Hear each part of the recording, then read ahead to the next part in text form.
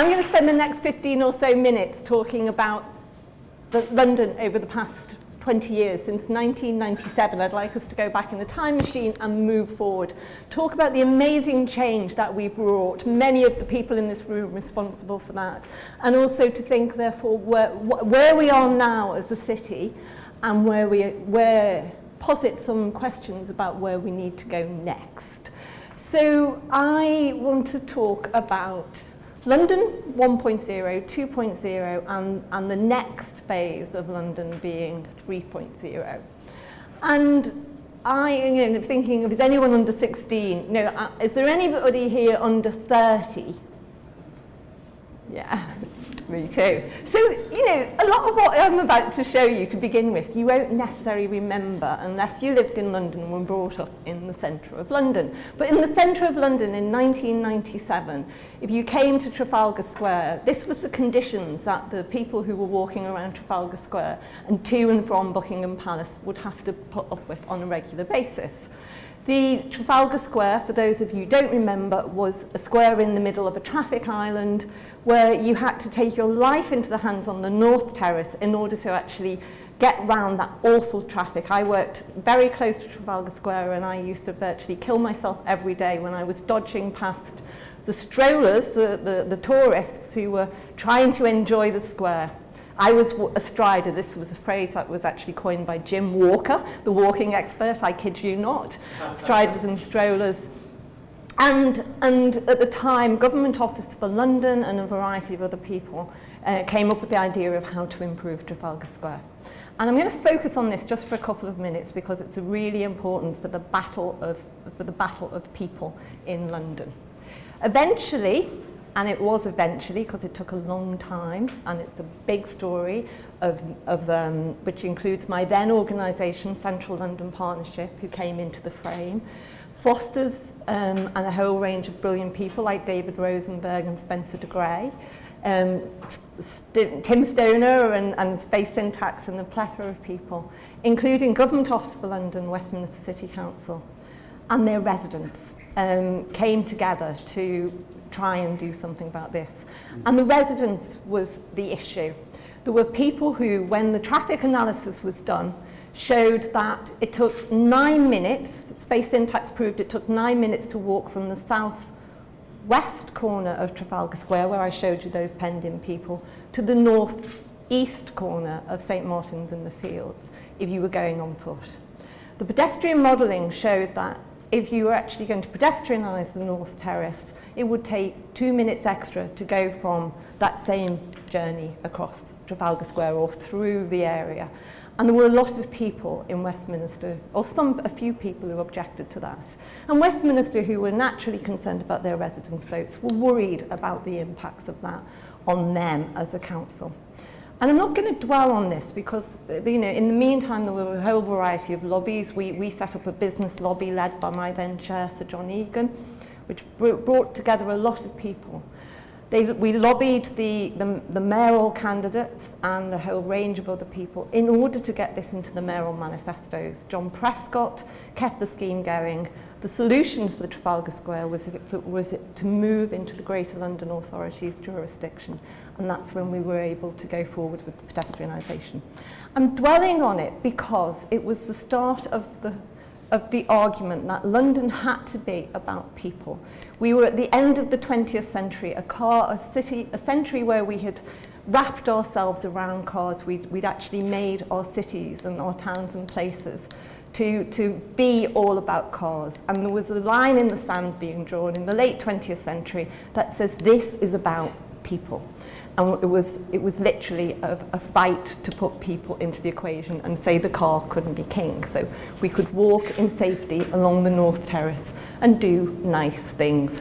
I'll come on to unintended consequences later in my presentation. The Millennium Bridge was created at the same time. Cars were taken out of Somerset House car parking when the Inland Revenue moved. Things you all know very well. Regent Street looked like this in the late 1990s. And a whole range of people in Central London Partnership public-private partnership from the local authorities and the private sector, but especially the private sector, was saying we don't want this to be the case in London.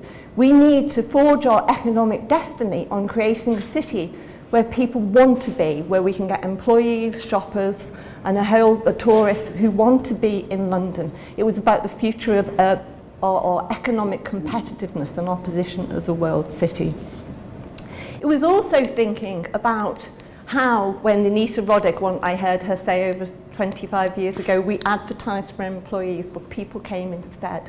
When we brought these people to London, not just employees, not just tourists, but people, us, it was about understanding what David was just touching on, is that we all wear different hats. How did we balance the competing forces? The person who wants to go and get tanked up on a Friday night needs London to work for him or her. The person who comes in the next morning to be a business person or a tourist wants the city to be clean. We had to work out the balance. So what did we do? We created a whole range of things such as business improvement districts. The pilots, which we started in 2000, have gone on to do amazing things to help manage our street and think about places for people. This was the early Holborn Rangers. We created a walking strategy. We set out all sorts of things, including giving people the confidence to get lost, safe in the knowledge they could get found again through a connected wayfind system, more of which later. So we started to set the benchmark for a people-friendly London. Not just us, there was the urban renaissance work that Richard Rogers was leading, and a whole plethora of other people. But we at CLP were promoting this as a business-led lobby to create a people-friendly city. Meanwhile, we accelerated this change. London boroughs really started to get on board.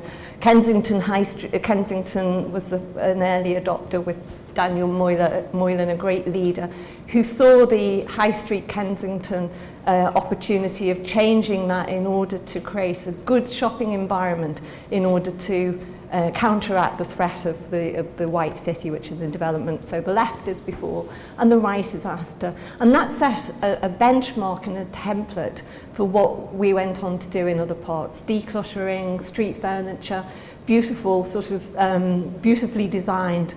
And then along came congestion charging, which again was a really important signifier that London had to do something differently. We were talking about reducing cars in order to actually create more space for people. We at CLP did a whole range of studies, including the Jan Gale study, which, as an urban quality specialist who probably needs no introduction in this room, him and his team looked at these parts of central London to see what the conditions were for walking and being in the city. I looked at London with fresh eyes, he said, I don't like what I see. And what he did was pinpoint in a very, very sort of particular way the things that we needed to do to create the sort of continental European lifestyle that we wanted to get, where we could sit out in spaces and enjoy our places. But in fact, in Regent Street and other parts of central London, this is what the conditions were if you were tired when you were out shopping in the Premier Streets. The City Corporation adopted this strategy and did a huge amount. They were an early adopter again of creating great places and grabbing back the space that had been created through the ring of plastic redundant car parking spaces, and this is one of the very early little oases.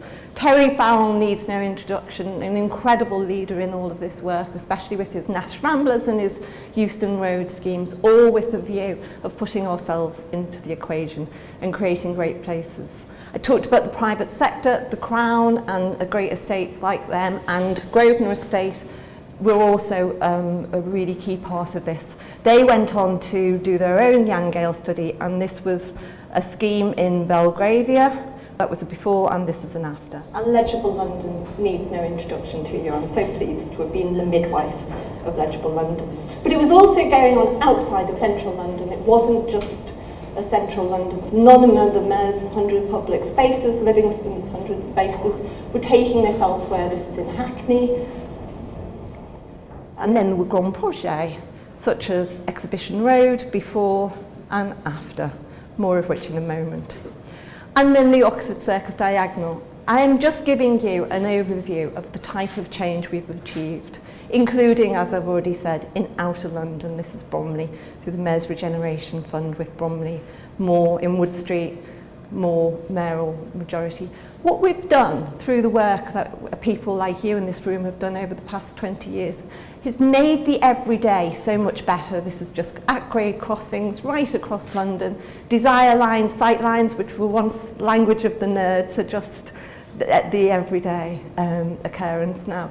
And then there's the whole other issue about the sort of the amount of investment and priority that's gone into cycling. We created the business cycle in 1999 to get corporates to want to help their workforce go to work, and some local authorities were saying, why would you want to do that? But look at the amazing change. And then there's been behaviour change, and this is a photo I took ages ago, Jonathan, in Walworth. It's now called the sharing economy. How do we don't necessarily want to own things, we want to have them at the point of use. Cycling or coffee culture, or that sort of changing economic profile of the London economy, with the economic sector, the booming economic sectors being culture and creativity, are really changing the look and feel in our city. And our offices, this is a study that was done by the City Corporation and City Property Association about 3 years ago, that looks at where space budgets will be spent in big buildings in the not too distant future, and it speaks for itself. So what I'm trying to show is that we've been moving up what I think of the Maslow's hierarchy of needs of place over the past 20 years, and we've been doing pretty good, with plenty of things to do along the way, but nonetheless we've been plucking off low-hanging fruit and changing the way we think about the city. And then along came technology. We have Uber and online deliveries, and we have growth and the construction traffic which goes with that. And our streets, despite all the efforts, are still clogged, and we kill 9,500 people every year through pollution-related diseases. So this wonderful Maslow's hierarchy of place is being eroded by growth and change, and our streets still look like this. And despite Exhibition Road looking gorgeous, it's padlocked. So I think of it as like this sandcastle on Senham Beach. We're actually building a wonderful city, and then we're eroding it at the very roots, the very base, by the change that is going on, which takes me to London 3.0. And I'm thinking, how do we continue this in a changing, growing, technologically challenged and enabled London? How do we create communities right across London that achieves that growth and quality of life? And I bet your bottom dollar this doesn't look like good to you, but this is what density looks like in certain parts of London now. So how do we understand density and create neighbourhoods and places that people want to be in? And it is possible. This is the sort of the tail off of Trafalgar Place at the Lenley scheme in Elephant and Castle, which blends with the Walworth Road. I talked about unintended consequences earlier, or I mentioned them on Trafalgar Square, and I want to talk a bit about the unintended consequences of all of this good that we've been doing over the past 20 years. You referred to smoking, but what smoking ban has given us is a public space that is challenged by that smoking ban.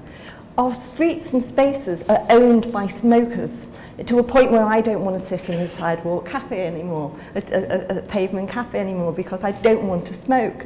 Our coffee culture means our streets are just full of litter. I don't know why people think it's permissible and acceptable to get off a bus like somebody did yesterday and leave a half-full cup of coffee on a seat. Technological change, climate change, and energy use is meaning that we need to put all of this kit on the street. But I want to think about what Frank Pick gave us when he talked about the importance of beauty.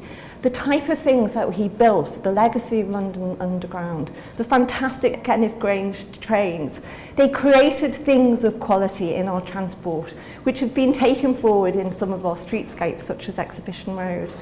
And beauty and the sense of what our streets look like, I think, is being challenged, more of which in a second. This is Lyon, where they've taken car parking like us out of the streets, and they've put it underground, and they work with artists and poets and architects to design wonderful car parks and wonderful spaces. So as we move into an autonomous vehicle age, if that's what we're going to do, how do we use technology and design technology so we don't erode the quality that we've been trying to build? With the exception of BMW and Tesla, why do designers of technology come up with things like this? Why are we accepting it onto our streets and creating autonomous vehicles that look like postman pat vehicles? So, you know, we can do it. 50 years ago, 60 years ago nearly, Margaret Calvert and Josh Kinnear created this incredible signage system which is enduring and still fit for purpose. And it guides our journeys on a daily basis. So, going back to inspirational women, Anita Roddick, another inspirational woman, Dorothy Elmhurst, who started the Dartington experiment with her husband, wanted to create a centre in the rural economy where it would enable people to live a many-sided life, where a many-sided life can find expression. And what I want us to do consciously, and what I hope I've imparted today, is as our city and our society is changing, as our needs of people are taken into consideration, I want to go back to those notion of different hats. And in fact, what we're all responsible for is creating a city that enables us to build and create and live that many-sided life. So on that note, I will finish. Thank you very much.